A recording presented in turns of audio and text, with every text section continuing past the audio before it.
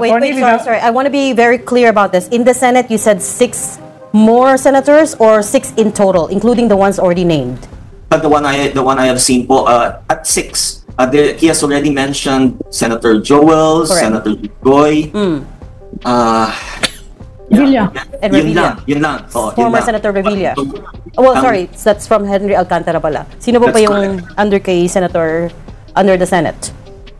Yung meron pa pong isa, no? I am not at liberty to say. I should allow Bryce not to be the one to disclose that. Enzo Recto, kalaban ang katiwalian at kasinungalingan, kakampi sa katotohanan at kabutihan.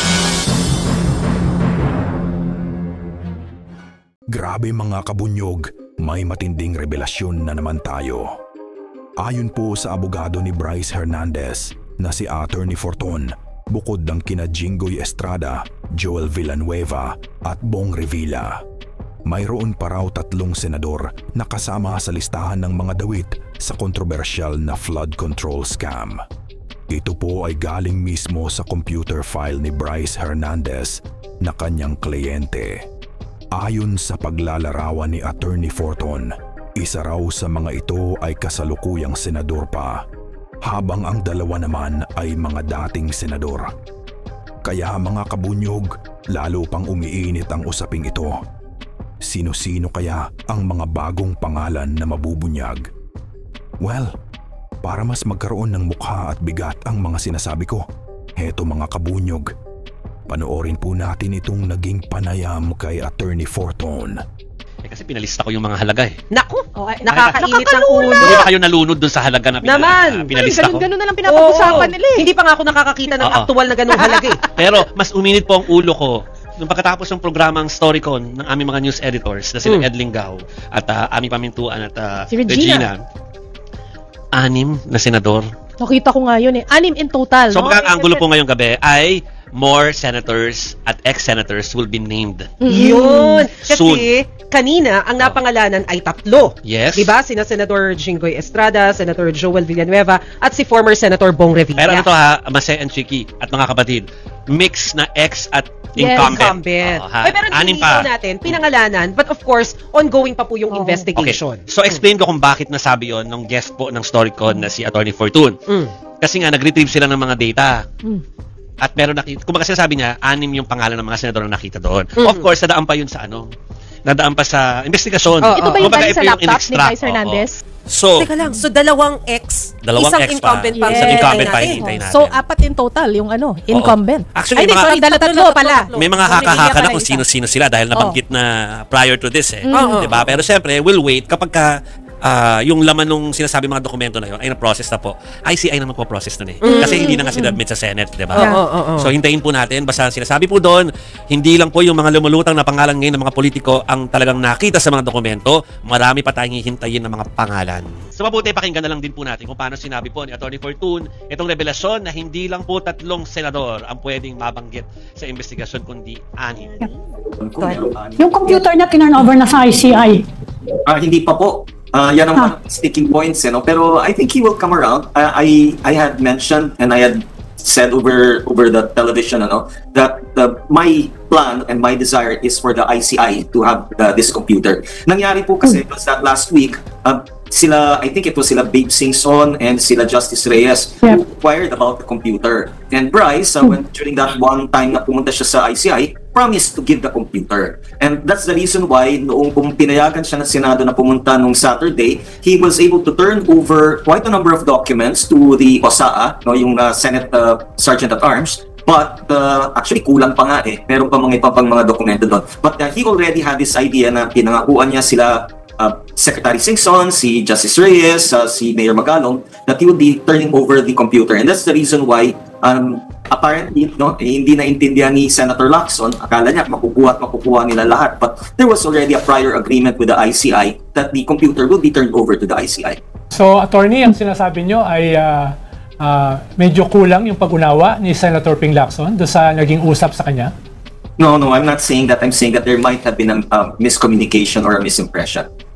Not sa kulang sa pangunawa. If I had said that, probably I may have said it wrongly. No? But definitely, the paalam was that he will try to obtain evidence that would be helpful in whatever he wanted to say. Si Bryce po kasi ayaw niya yung nagtuturo lamang na wala siyang mga dokumento, wala siyang ebidensya. And that's what he told the Senate Blue Ribbon Committee. Can you allow me to go to my house so that I can get the evidences that I can utilize and show to you when I do come out and implicate certain people?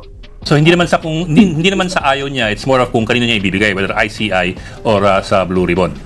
That's correct. That's correct. No, he has been very cooperative. He wants to tell all from early last week, and that's the reason why I said, okay, sige Bryce, I will speak for you na, no? Kasi, well, let us just say that as his counsel, I would be able to express things in a legal manner, answer some of the legal questions that will be asked, no? Which probably he would not be able to understand. Sir, as far as testimonies and the documents go that Bryce is holding on to, how far up or how far down pa ang kanyang mai-implicate? Even if I suppose kasi you're not yet ready to give names, additional names. Pero for example, legislators, how many more are we talking about here that he can implicate or that he would implicate down the line? Kung ako po yung tatanungin nyo, alam ko merong 6 na senador eh. Dagdag pa yon. Hindi to total. 6 po yung senador. Sa mga dokumento Incumbent po yon. Incumbent ba yung senator? Meron pong 2 na hindi incumbent. Yung 2 po ex. So, Ngayon, 2 congressmen naman po, at least from what I had been shown initially, the list can actually be longer because Bryce said that there are more inside that computer.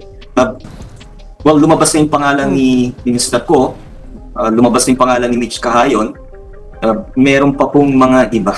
Meron pa po. Mga ilang kaya? Mga ilang? Si Feldstar po lumabas na. May 1 dosena pa kaya? May 1 dosena pa kaya, congressman? Parang tabaran eh. Hindi siguro, I don't think so. You have to understand, guys, that this is only 1 district, no? Yes, sir. District. So in other words, there is always, may nagtatanong sa akin, bakit wala si Cheese? And my answer to that is, I'm almost sure, probably hindi ma-mention si Cheese simply because walang insertion doon. Sa Bulacan. Escudero, wala doon. Hindi ko sinasabi na wala siyang insertion somewhere else. No? Pero ito, at least so far as Bulacan 1st District is concerned, ito lamang mga talagang involved. No? So, merong initials lang kasi. No? Yung initials doon sa, na makikita mo talaga kung sino yung proponent. No?